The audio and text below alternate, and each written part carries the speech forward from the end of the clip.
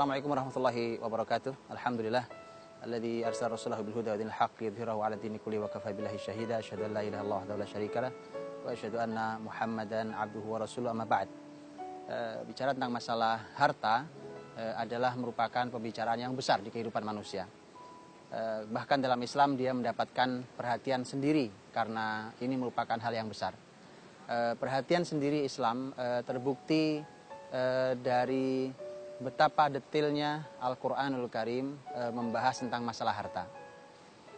Kalau kita perhatikan Al-Quranul Karim yang memuat tentang kehidupan manusia, kalau kita bandingkan antara ibadah dan muamalah, harta adalah muamalah, bagian dari pembahasan muamalah selain zakat, maka kita melihat bahwa pembahasan tentang masalah harta, transaksi muamalah antar kita, pembagian warisan dan seterusnya adalah pembahasan yang sudah langsung detail, panjang lebar dibahas dalam Al-Quranul Karim. Ketika kita melihat sholat umpamanya dalam Al-Quranul Karim, puasa umpamanya, zakat bahkan atau haji, maka pembahasannya tidak panjang detail, tidak panjang. Dia baru detail dan panjang di dalam hadis-hadis Nabi Shallallahu Alaihi Wasallam. Ini berbeda dengan pembahasan masalah harta yang berhubungan dengan muamalah sesama kita, yaitu masalah pembagian warisan contohnya. Pembagian warisan detail dibahas dalam Al-Quranul Karim. Pembagiannya, siapa yang berhak, berapa persen dapatnya, kemudian dan seterusnya, apa syaratnya untuk mendapatkan sekian, detail dalam Al-Quran Al-Karim. Begitu juga kita melihat ketika kita melihat ayat terpanjang dalam Al-Quran Al-Karim.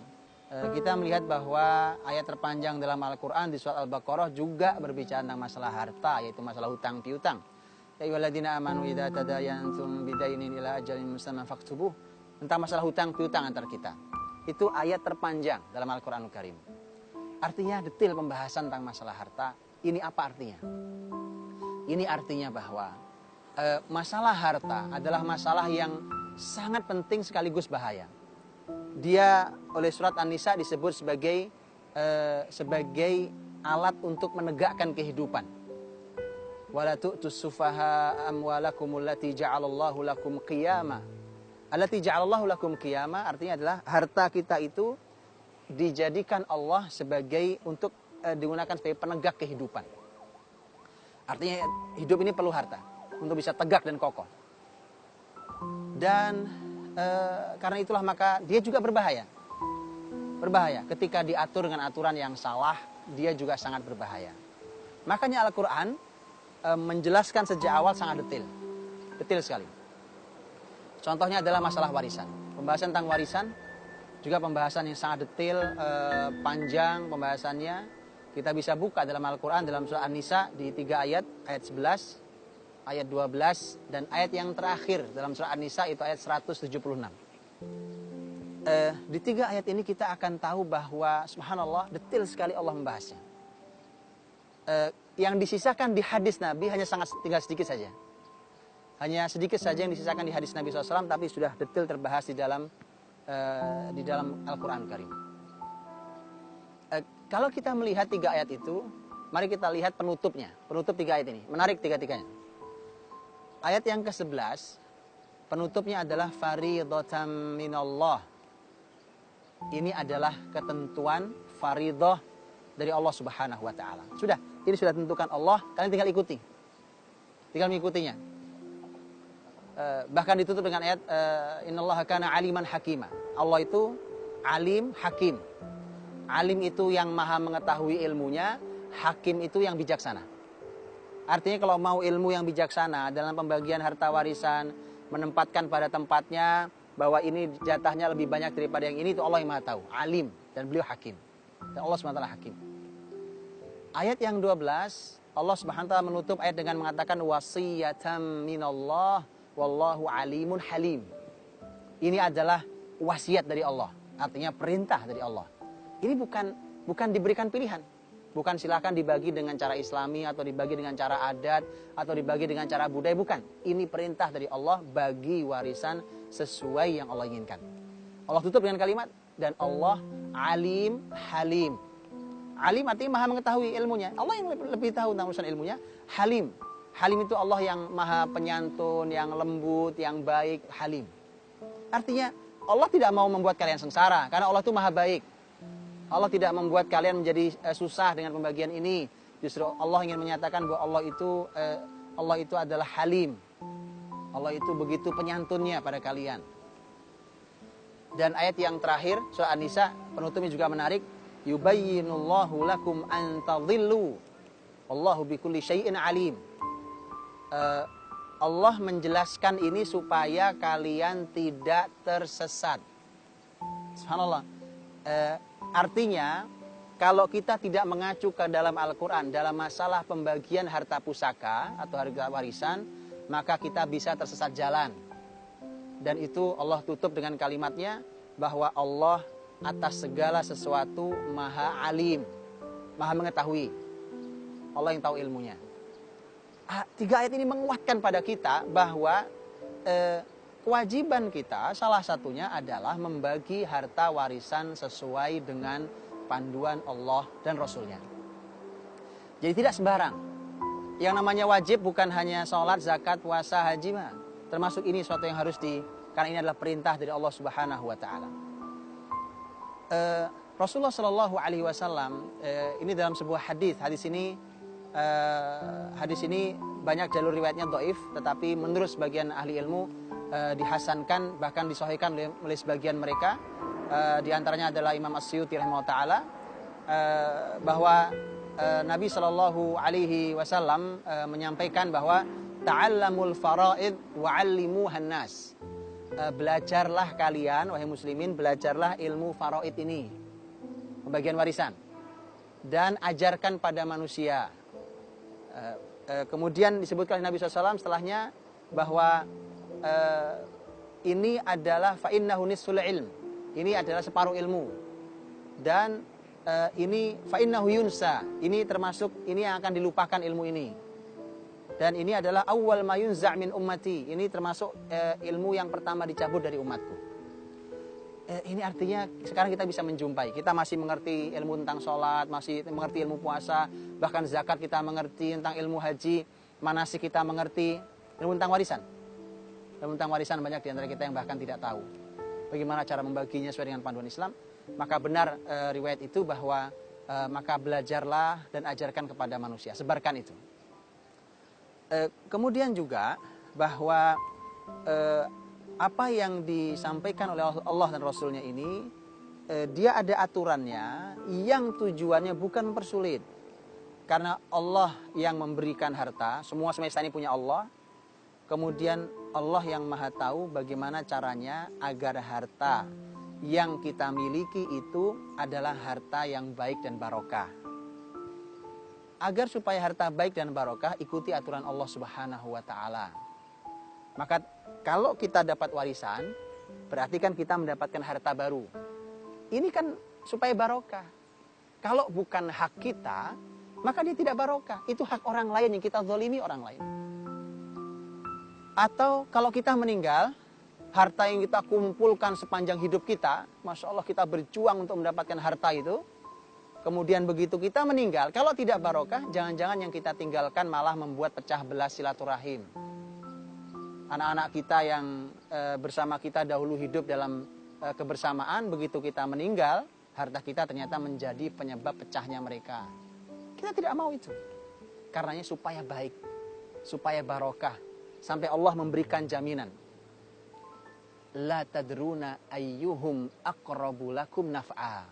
Kalian, kata Allah, tidak tahu mana di antara mereka yang paling dekat manfaatnya pada kalian. Artinya, sekarang ada anak laki, anak perempuan. Ada saudara kandung kita, laki perempuan. Ada saudara seibu, saudara sebapa, ada paman, ada bapak ibu kita, ada kakek kita, ada cucu kita, ada paman-paman dan seterusnya. Siapa yang paling dekat manfaatnya buat kita, kita tidak tahu. Allah berikan jaminannya. Makanya dibagi oleh Allah karena Allah yang maha tahu mana yang manfaat buat kalian.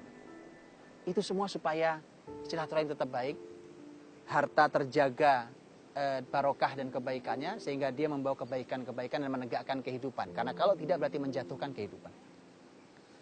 Kalau seseorang meninggal di dalam Islam, orang meninggal tidak serta-merta dibagi hartanya. Karena para ulama menyebutkan ada 4 kewajiban yang harus dikeluarkan dari harta orang yang meninggal. 4 kewajiban. Begitu meninggal, kewajiban pertama adalah seluruh biaya kepengurusan jenazah diambil dari harta yang meninggal. Artinya, mungkin ada perlu transportasi, mungkin perlu biaya mengkafani, bahkan mungkin biaya pemakaman kalau ada, dan seterusnya. Biaya-biaya untuk mengurus jenazah itu ternyata dikeluarkan dari harta yang meninggal. Inilah salahnya di kita, kalau kita hidup tapi harta kita sudah habis kita bagi ke anak-anak. Mana harta kita? Kita numpang hidup, tidak ada dalam Islam numpang hidup. Walaupun itu anak kita. Karenanya dalam Islam hibah tidak boleh menghabiskan seluruh harta yang akan diwariskan. Karena kita akan numpang hidup artinya. Padahal nanti begitu kita meninggal, Islam justru mengajari agar kepengurusan diri kita, jenazah kita ini dengan harta kita sendiri. Walaupun anak soleh pasti akan bantu, tetangga yang baik pasti akan membantu, pasti. Ini bukti bahwa Islam mengajari kita agar kita tidak menjadi beban bagi orang lain. Bahkan sampai kita meninggal. Apalagi kita masih hidup. Jangan jadi beban buat orang lain. Jadi itu pertama. Kalau ini sudah selesai, masih ada sisa harta, maka poin yang kedua adalah harus dilihat hutang. Apakah yang meninggal punya hutang? Hutang apapun dilihat. Baik itu hutang harta ataupun hutang barang, apa dilihat. Maka dipenuhi hutangnya, dibayar hutangnya. Kalau masih tersisa hartanya, lihat yang ketiga, kewajiban harta yang ketiga. Yang ketiga adalah wasiat. Wasiat itu adalah pesan yang ditinggalkan oleh seseorang menjelang meninggalnya. Ini juga ada aturan. Ini ada bab sendiri dalam Islam tentang masalah wasiat. Di antara aturannya adalah bahwa wasiat ini sebenarnya subhanallah ini adalah bentuk cara Islam untuk memberi jalan keluar, untuk memenuhi rasa kita. Apa maksudnya?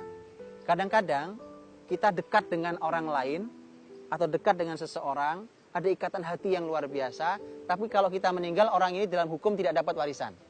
Contoh, kalau kita mengangkat anak itu dari bayi, bahkan mungkin kita asuh, kita didik, dekat sama kita, sudah seperti anak kita sendiri.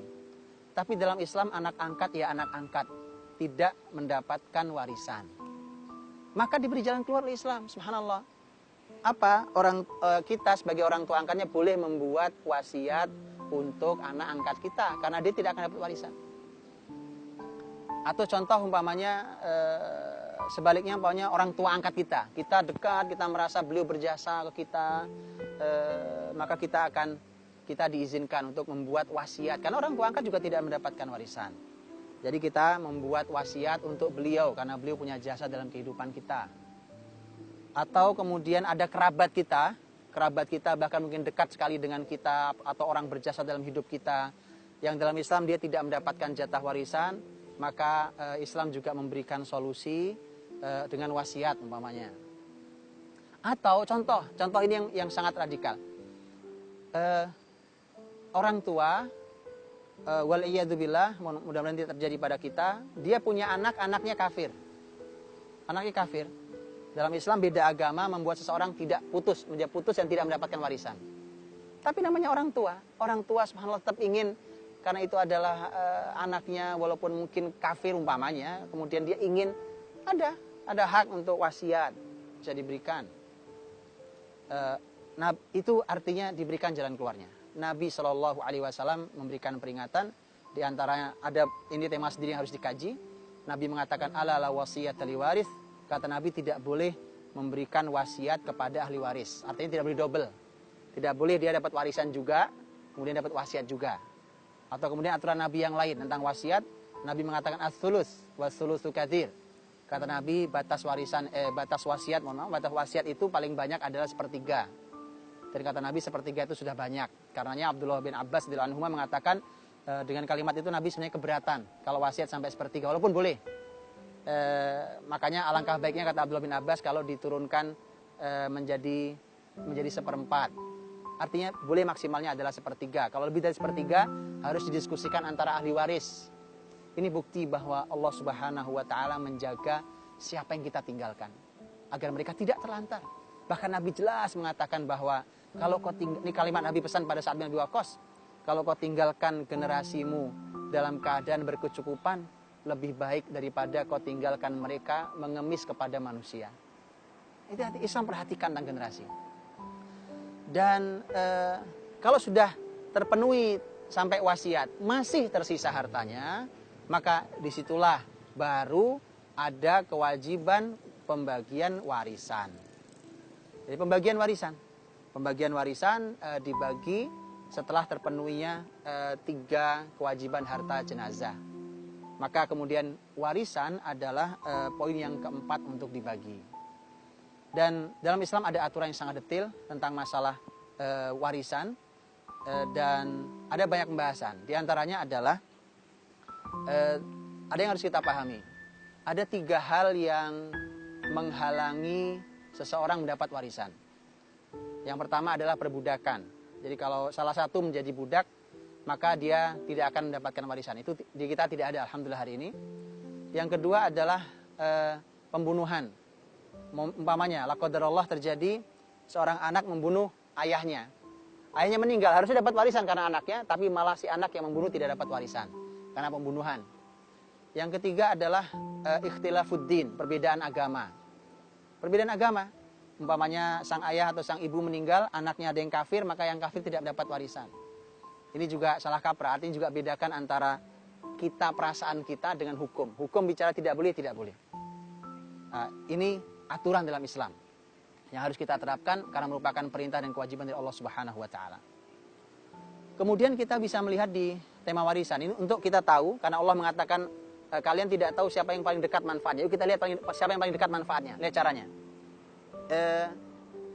Kalau seseorang meninggalkan harta warisan dan lengkap semuanya, termasuk ada anak laki-lakinya yang masih hidup. Selama masih ada anak laki-laki, walaupun cuma 1, bahkan walaupun masih kecil, maka harta itu hanya terbatas kepada orang tertentu yang mendapatkannya. Ini batasan yang sangat kecil. Ini supaya kita tahu bahwa inilah keluarga inti itu. Yang pertama adalah bapak dan ibunya yang meninggal.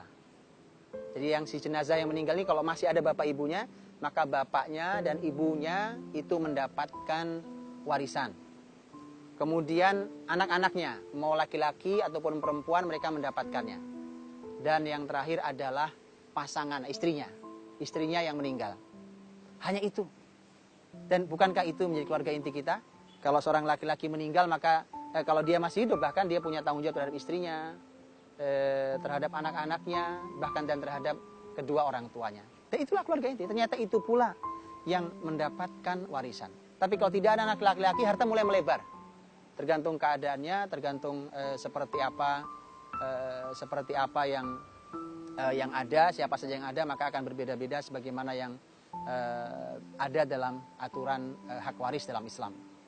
Nah, ini semuanya dalam masalah warisan inilah yang kemudian ingin di dalam Islam yang diatur dalam Islam supaya harta kita menjadi harta yang sangat barokah, menjadi harta yang baik.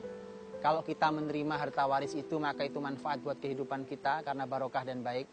Kalau kita yang mewariskan harta kita, maka itu bukan menjadi bahan kehancuran perpecahan anak kita, justru itu menjadi mereka semakin baik, semakin solid ukhuwah persaudaraan mereka dan seterusnya. Makanya ikuti dulu aturan Allah, jangan ditawar dulu. Ikuti dulu aturan Allah, bagi sesuai dengan pembagiannya.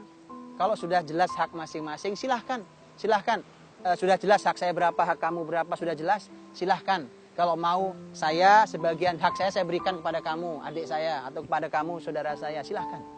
Tapi penuhi dulu hak Allah Subhanahu wa ta'ala, agar barokah dulu. Kalau sudah barokah, itu sudah jadi hak kita, terserah kita.